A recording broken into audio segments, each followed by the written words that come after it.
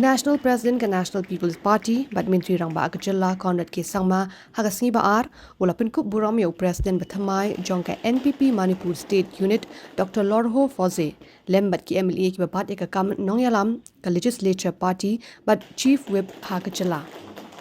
Yakani ke jing pynkup burom la penong hapok ke office tray kam jong ke NPP haga jing don lang ringkat National Working President ke Party James K Sangma ki MLA ke Party but ki wede ki Nongialam.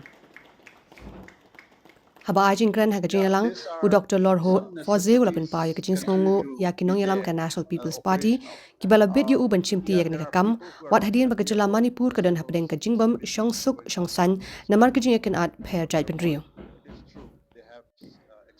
Conrad K Sangma ula ai khublei kerpang yo Dr Lorho Sfoze bedong bo new Nongialam ula Shimti ka kam hakapor ka badan kam na ka penta ke Jylla Manipur bad kumju ru ya ka party NPP.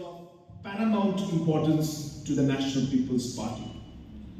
Dr. Lorho's experience as a parliamentarian, his experience and his performance in the Lok Sabha and outside the Lok Sabha has been something that we are all aware of. A person who is very soft-spoken, he is always smiling, he is always welcoming, but behind the smile, there is a person who believes in principles, a person who is a God-fearing person, a person who is dedicated to his people, dedicated to the state, and dedicated to the region of the Northeast.